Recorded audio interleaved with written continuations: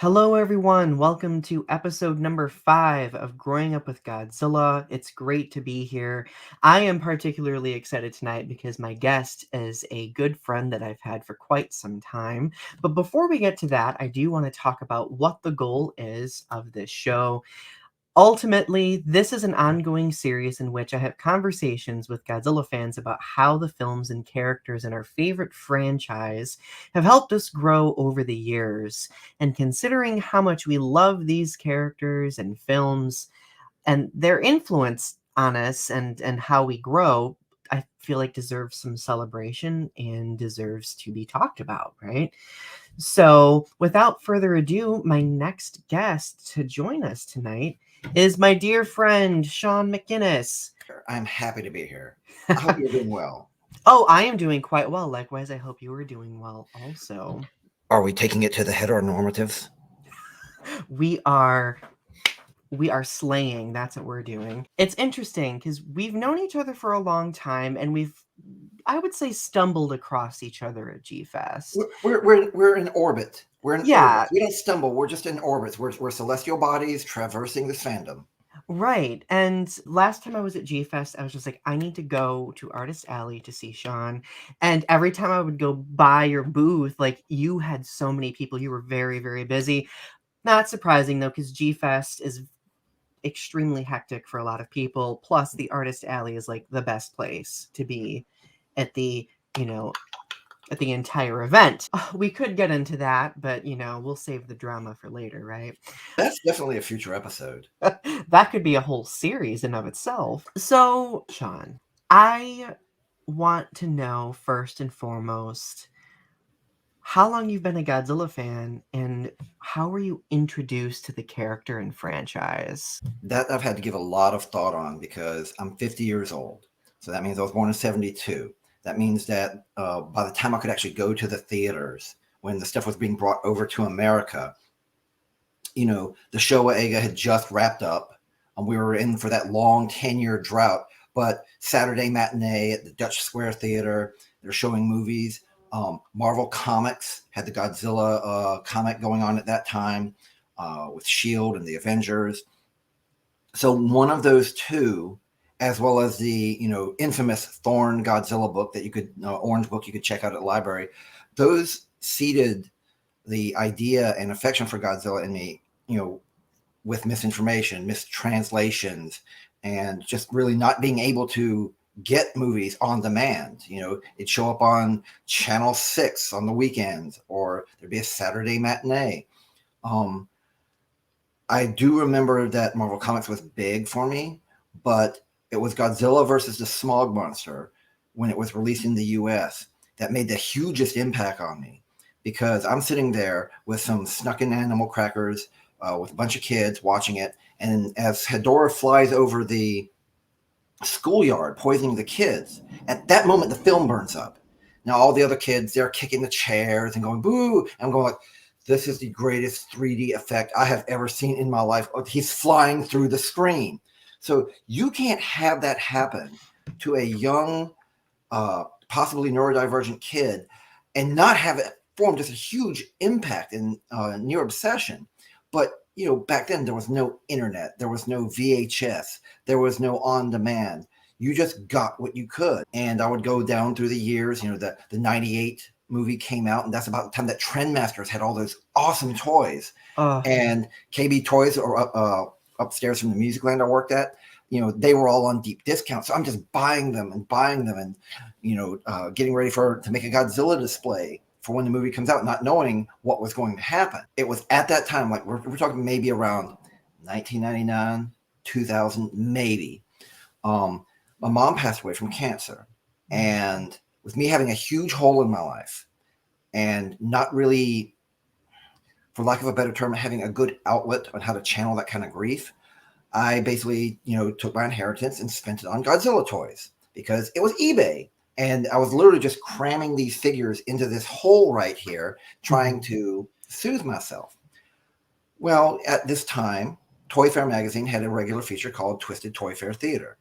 And it was basically, superhero toys punching each other, doing South Park style stuff. And the first digital cameras, while expensive, like $800 to save onto a 3 1/4 inch floppy disk. While they were expensive, they were actually available to the public. So I said to myself, I know Photoshop. I can take pictures. I can do this. So in August 11th, year 2000, I started Twisted Kaiju Theater. It was a foul-mouthed, punching down, edgelord style comic that I'm not really very proud of, but it got me internet famous.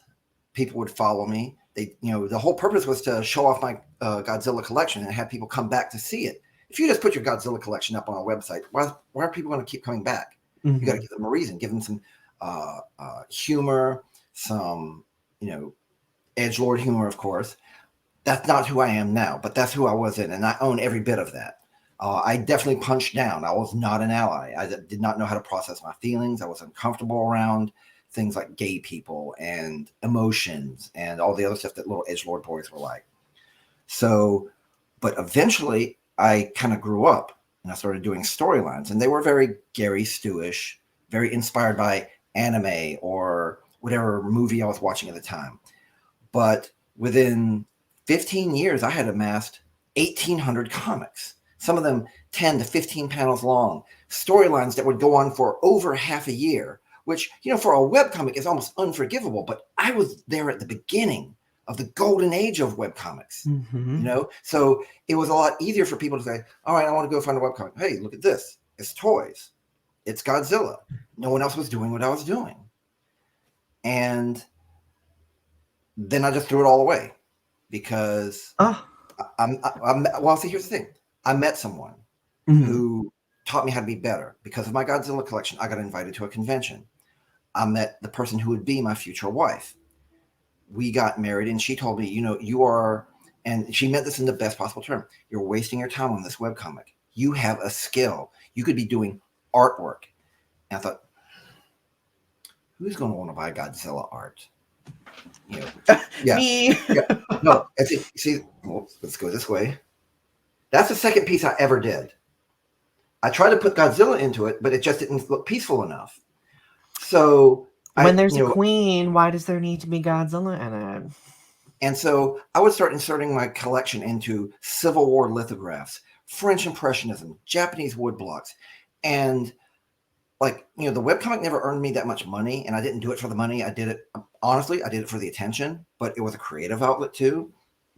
Well, in a year, I'm in the Columbia Museum of Art in a best of competition, raising money for the museum. And someone bought my very first piece.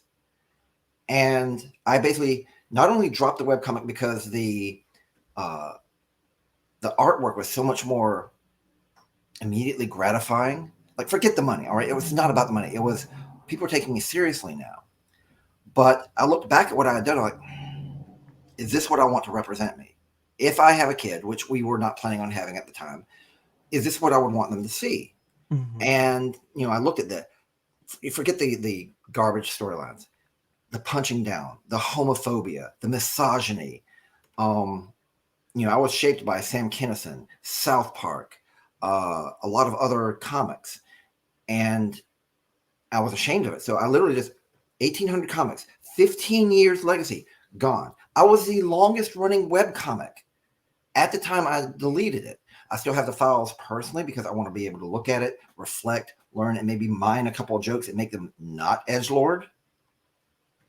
And, around 2019, I get that itch. You can't leave the studio and not hear that siren's call from the camera and the humor. And I went back and I said, I'm going to do it right this time. I'm going to have more of a focus. I'm going to punch sideways and up. Because some of my contemporaries, they could stand a good punch. I mean, I know I could lose a good punch in the face.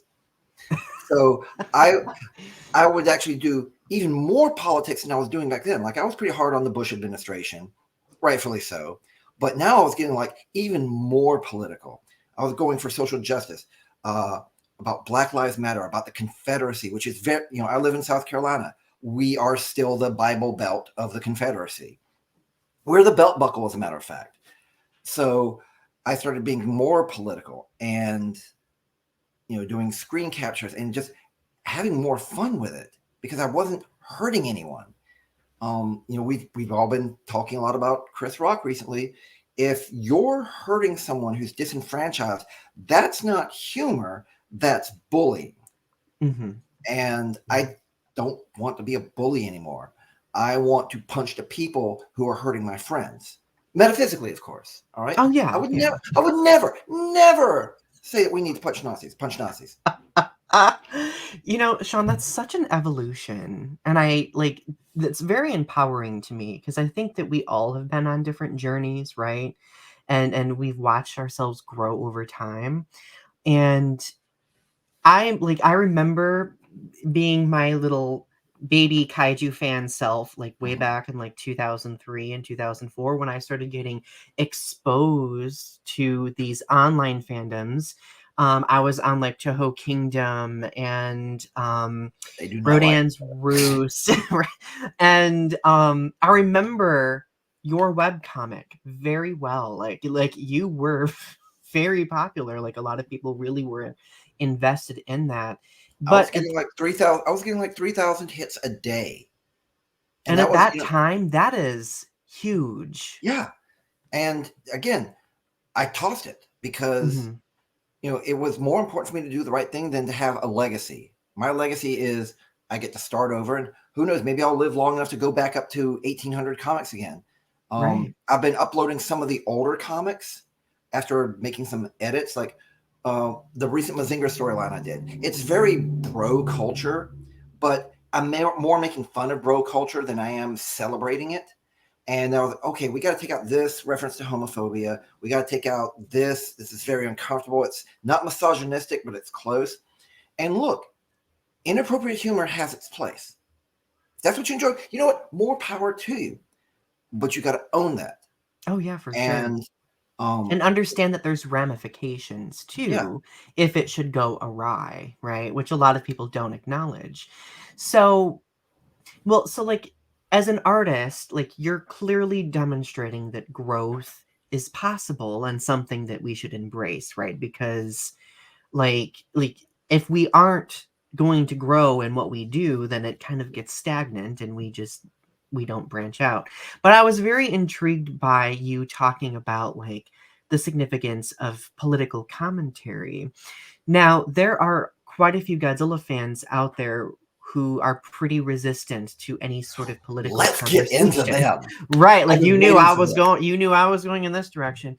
So, why do you think Godzilla is such a great vehicle or receptacle? I don't even know if these are the correct words, No, but that's we'll good. That's a see. good term. That's a good term. Is Godzilla the correct receptacle? He is a vessel. You pour stuff into Godzilla. What is Godzilla? All right, I will admit, straight off the bat, Godzilla, first of all, stands for anti-nuclear weapons, the aggression of the United States in killing civilians. Sorry, Godzilla fans, that's what it is. What else is there? Anti-capitalism, anti-nationalism, environmentalism. Okay, and then here comes this idiot from South Carolina who all of a sudden puts Godzilla in Black Lives Matter and LGBTQ plus memes and talks about Raymond Burr, who was one of our best allies as a homosexual man. Does Godzilla have anything to do with Black Lives Matter, homosexuality, civil rights? No, not in the movies. However, he is a brush in my palette. He is a tool in my artistry. I could not do what I'm doing right now with My Little Pony or G.I. Joe. Godzilla is the biggest, most translated star on the planet. Is he bigger than the Avengers and the Marvel Juggernaut? Of course not. But he's a household name. And like Bruce Lee said, flow like water. We can pour ourselves into Godzilla. He is a malleable metaphor for the society ills that threaten us. I'm terrified. I'll be straight off the bat. I'm absolutely terrified, not only of what's going to happen in this world, but whatever is supposed to happen to me into the next. And my buddy Godzilla has been for me, not as like a spirit angel or anything like that, just as I can use him to channel what I'm angry about, what I'm scared about. I'm the father of a half Filipino, half American boy. People are going to look at him and say that he's Mexican or that he's Asian, neither of which are having a really good time in this country right now. So I'm taking all that anxiety and fear and I'm channeling it into something that might help someone. Even if all that it is just, you're not alone. I'm scared too. Let's go kick some Nazis. Right. And to do something positive with that fear. I And yeah, love again, that. Godzilla has nothing to do with LGBTQ rights yet. But I've when been you doing think it for about it, years. when you think of, and this is how I've justified it to people, because like you know me, like I've had very lengthy conversations about growing up a gay Godzilla fan and the different ramifications and obstacles. At the end of the day, Godzilla is an examination of the human condition and human flaws and human qualities with regard to perseverance, survival, humility, understanding like the evils in the world and how to overcome them. As a gay person, being able to see this character depicted as an anomaly, as a hero in some instances, as a very humanized creature in other instances, like surviving in this Mhm. world where so much is working against him, right? Everything's designed to kill him. Yeah. And Right. he's And surviving. that for me, when I was a kid, like I was just like little Donnie was like, Godzilla can survive all of this stuff. So I can walk into this school where I know I'm going to get beat up every day Mhm. and get through it. That's kind of also why I fell in love with Mothra as well, because this phoenix like creature who comes back, who is very self-sacrificial, who overcomes the most horrible things for the sake of protecting others, like that for me, I looked at those positive qualities and I was just like this can help me get through this, you know.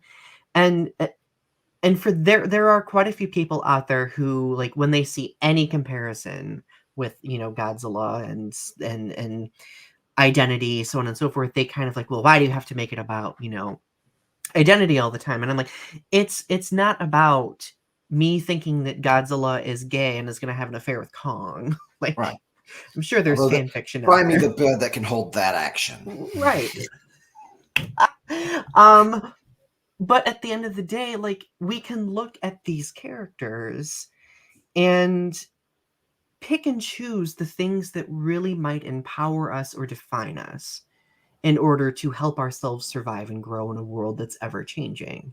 So I completely agree with what you're saying, and I love that Godzilla was that spark for you to continue that self-reflection and that growth and that realization that, you know, like what are you leaving behind in this world? Like what will the things you leave behind do for um future generations, right? So this is exactly where I want to go because it's about what are you doing? Now you got to understand, I was like that years ago. I specifically remember me doing a whole comic about, where Shingoji, my author avatar, was processing civil rights for gay people, then watching a bunch of anime fans talk about Wolf's Rain and just talking, literally going off on them about their homosexuality. But then in that very same comic, going back to say, like, and for you guys who say that F deserves to die, I'll pray for your soul too. It's a complete dichotomy. All right. Mhm. But that's who I was. And eventually I just realized, what am I doing? What am I really saying here? Am I really an ally? Then this was way back before the word ally meant what it does today. It's about letting the other people know, like, I know for a fact I can't change anything on Capitol Hill. Don't give me that crap about it takes one man. No, look, Uh, I am not going to affect those people. All I can do is try and help other people go, wow, here's a guy from South Carolina, one of the most racist states next to Alabama, doing something about civil rights. And maybe I'm just going to go through another day and maybe not kill myself. And I've gotten fan mail like that. Like, hey, I'm in the College of Arts now because of you. Hey, I was a girl when I was reading your webcomic. I'm a guy now and I'm still following you. It's about the people that you touch with consent and the ripples that you cause when you touch them and push them forward in life. My favorite analogy is I'm an archer. I'm firing arrows out into the world all over the place. And some of those arrows are taking root and they're growing into trees. And then some of Mm. those trees are going to fire their arrows out into the world. You know, um, it is a journey. I'm not the same artist when I first started. I'm sometimes I regress. You don't get to see you see all the successes here. You don't get to see all the failures and are like, wow, I really screwed up on this one. Or no, that's a little insensitive. I don't know what I'm thinking. How about let's not touch that? Um, but you get to see the process. You get to see the final product. And I'm not going to blow a whole bunch of smoke. Oh yes, the art is the blood, is the life. Blah blah blah blah blah. Blah. No, look, I'm a 50-year-old guy from South Carolina. I get to go every day having the best time of my life when my anxiety is not trying to do me in, making Godzilla art, having fun, taking the right people off, giving some people hope, and inspiring other people to do good things in their life, like art or civil rights, social justice, or maybe just going out there and having a better day. Well, I am happy to count myself among those who derive hope in seeing what you do.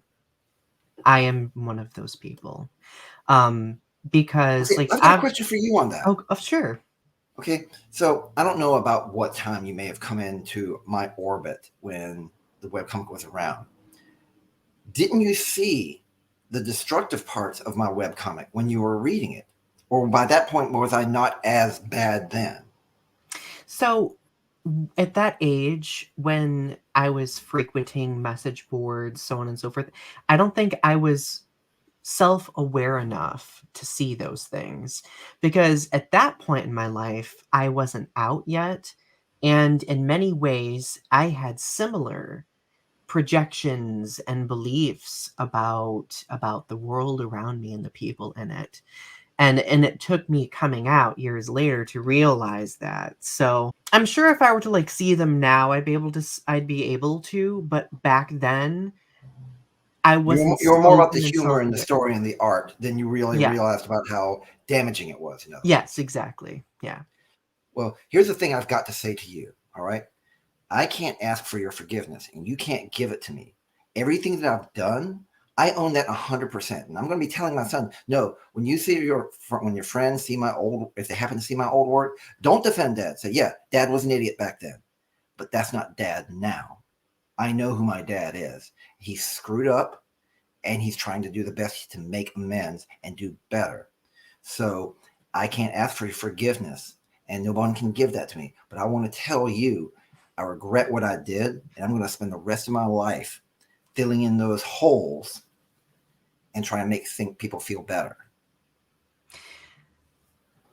Well, you've never wronged me, but you'll always have my forgiveness and celebration, because at the end of the day, I think what's most important is not necessarily the art that may have gone awry or the messages, but how we come from those and build ourselves up from those moments that really matters. I think that's what's really significant at the end of the day.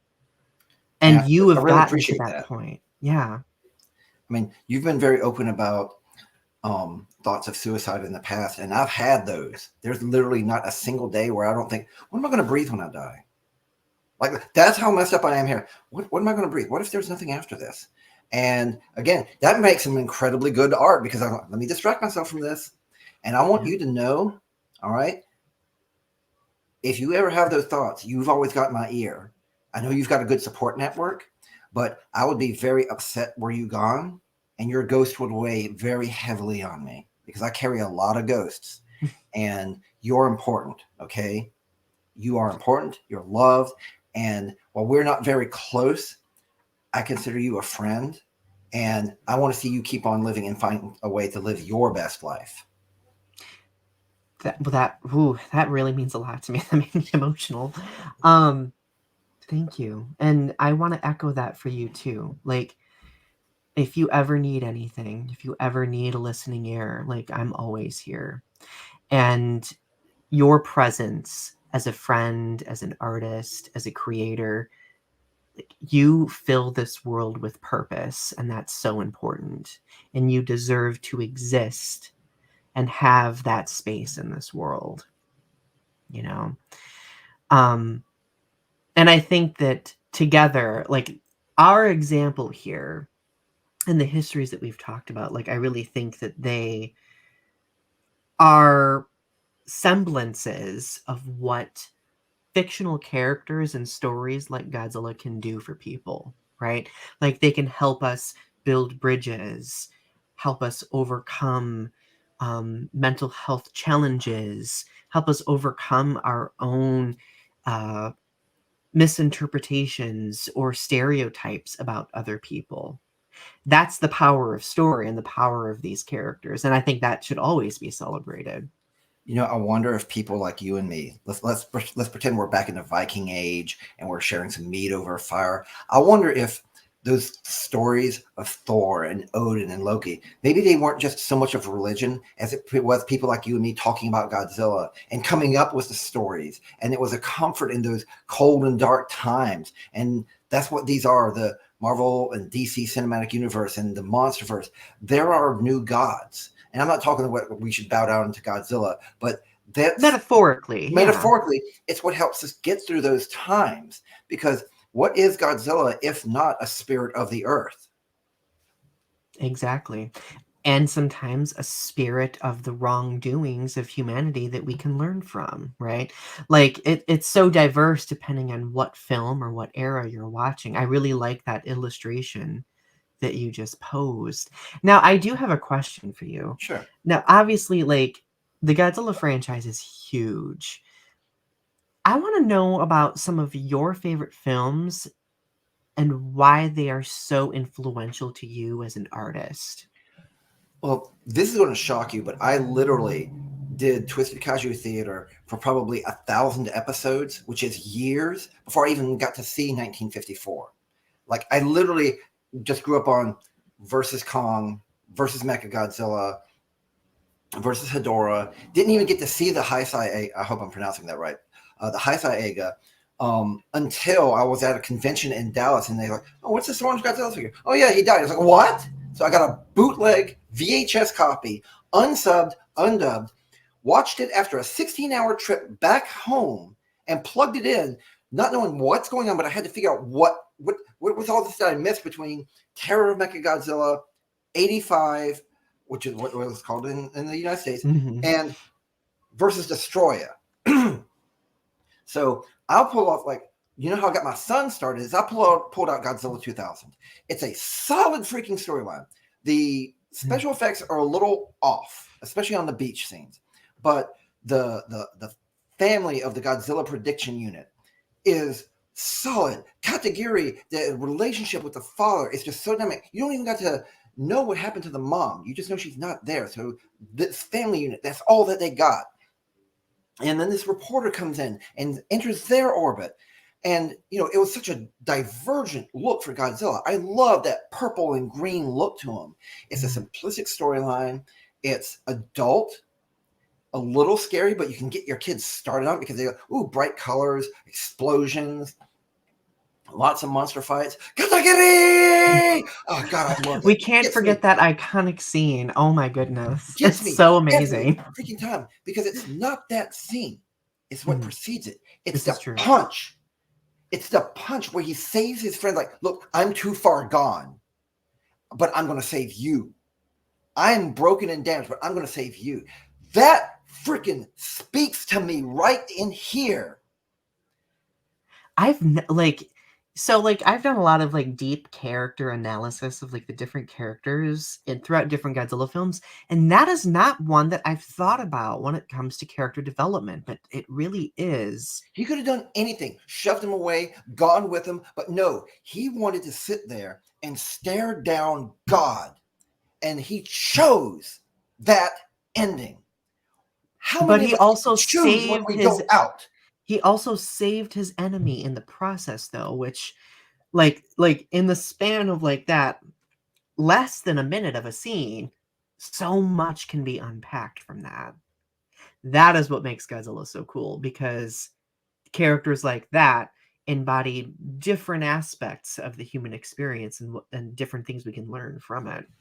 And just that final line, you can call it corny. Look, I'm gonna put this out to you right now. Cringe is not an insult.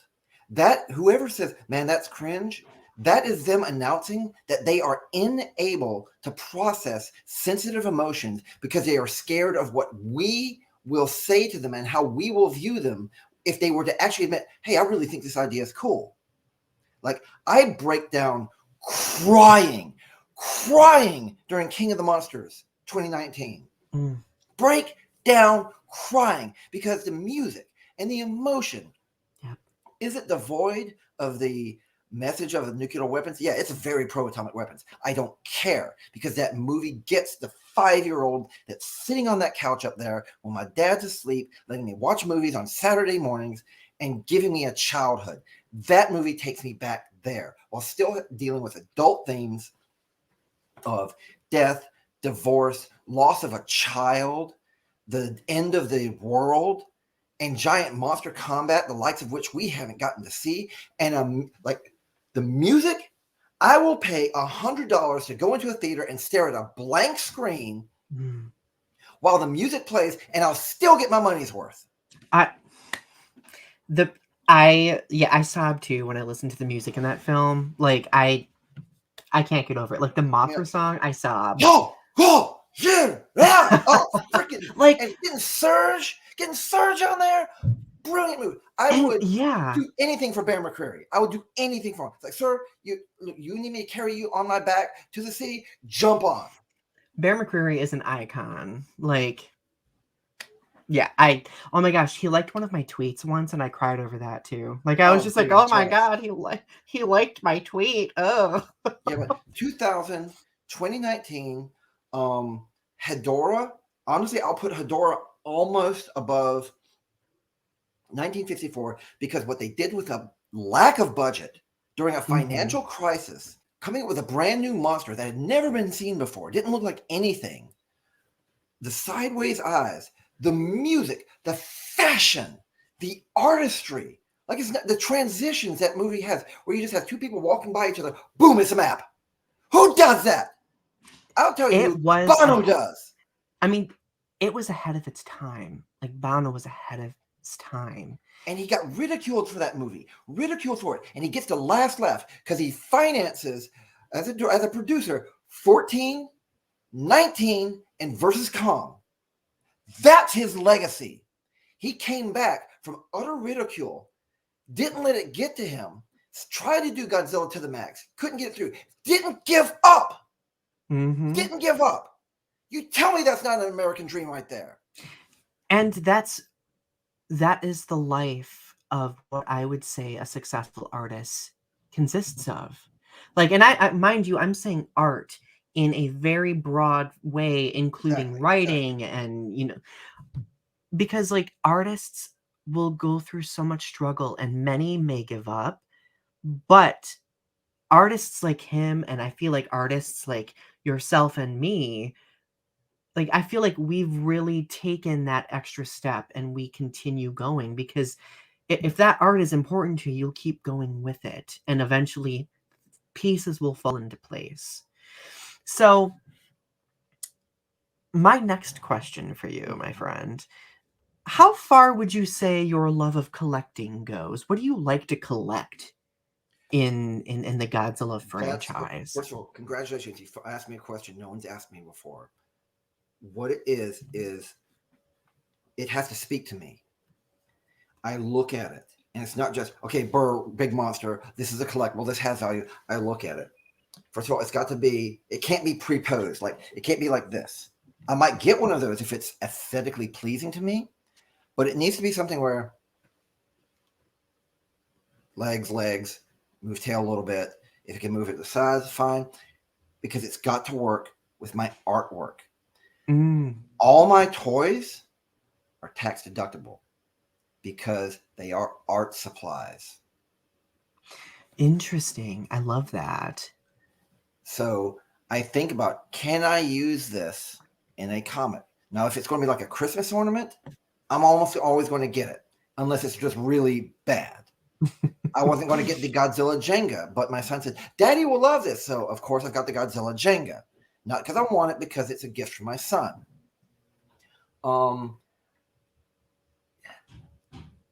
It's like looking at this. I look at it, and it's not just big monster or valuable. I look at it, and something in the eyes and the facial expression tells me what kind of bubble gum it chews. Tells me whether or not I would turn down a Dr. Pepper. It lets me know if it's a good guy or a bad guy, not because it fought Godzilla, but because, let's see, Space Godzilla would definitely vote for Trump. He would definitely be trying to get in the Space Force. All right? It's the personality that I see underneath, and they haven't invented the words yet for me to be able to explain to you how I see it. If I could put you into my brain, first of all, you'd start screaming immediately, but you would be able to, oh, I get it. I have one final question for you. What advice do you have for Godzilla fans who may be new to the fandom or who may be a part of a community that may not always be included? All right. I actually did a piece of artwork based on this. It's based on something someone else did, but I just took it to the nth degree. It's my author avatar, which is a NECA 1954 Godzilla painted to the American poster colors, long before NECA actually made the figure. And all these breath and beam weapons are hitting him in the back. Each breath weapon means something. Misogyny, Mothra haters, no girls allowed, who cares about social justice, Showa Eiga only, Trendmasters haters, and it's just like it's lighting his back up on fire. But he's just like looking at these two little Lego Godzilla toys and just telling them, look, pick a Godzilla movie that looks cool to you and then work your way through that. It doesn't matter what anyone thinks. I want you to say, hey, you know what? This looks kind of cool. Let me take a look at that. Because I'll tell you what, 1998 was some person's first Godzilla film. And then they worked backwards or forwards. Someone's first Godzilla film was Godzilla versus Kong. And they're going to go all the way back to 1954. And then they're going to go, what, this is a protest film? Because that's what 54 is. It's a protest film in post-occupied Japan. And they may be like, man, I'm all about these politics. Or they'll be like, no, I'm just here for the stupid monster fights. And it's all fine. I want you to know, whatever opinion you have, so long as it doesn't hurt anyone, it's all good. It's all good. Don't listen to the old heads and the old guard. They're going to say, no, look, Mothra's for girls. That's a sissy character. That's an F character. You know which one I'm talking about. You want the big manly stuff. Godzilla doesn't have a sexuality, which, by the way, is a coward's response. You find what's interesting, and you have a wealth of information I didn't get to grow up with. You see this? You have the sum of human knowledge on here. I had to wait till Saturday until a movie came on, and I hoped it was Godzilla. You have the world at your fingertips. You can go, well, I don't understand this reference of what base Castle Bravo is. Let me look up that Lucky Dragon. Oh my God. And then you get to do that with all the Marvel movies too. You can find out all these references. I envy you, but I'm happy for you. Remember that. I envy you, and I'm happy for you, and I'm here for you. That's my message. I love that. Oh, I love that. Slanja. Cheers to that. So last but not least, where can people find your work? Where can people find you on the interwebs? My gallery, that was a little stronger than I anticipated. My gallery and for my artwork and the current archive of webcomics is at neomonsterisland.com. That will take you to all my social media pages. I am most active on facebook.com/Neo Monster Island. That's Neo as the one, backwards. Monster Island. I'm on the Facebooks, the Twitters, the Instagrams. Um, I kind of missed the days when we actually could go to a website and the forums that were there. But you know what? I'm getting more traction now by just going into places that might not accept the kind of politics that I do and just putting myself out there. I've gotten like 700 new followers over 3 months because I've been going and posting my work, prepared for the failing, prepared for no politics and all that sort of nonsense. So neomonsterisland.com is where you can find everything, and then it has links to my shop, my social media, and just look for me on Facebook. That's the easiest way to find whatever nonsense I'm getting up to on a daily basis. I love it. And everyone, I will have those linked down in the description section of this video for you to go find as well. Sean, my friend, you are an icon, a talent, and a powerhouse in this world. And again, thank you for joining me to have this conversation. It's been so wholesome for me. And sir, it's been very wholesome for me. It's given me the energy that I don't think you may know how much I may have needed it. It gives me the information that I've been looking for, and just a camaraderie and getting to talk to you and banter with you. I want to see you succeed. I want to see you fly. I'm just a guy who got lucky and had access to the privileges that I've grown up with and have achieved. But again, I'm just a guy. I'm not an icon. The people who come after me, those will be the icons.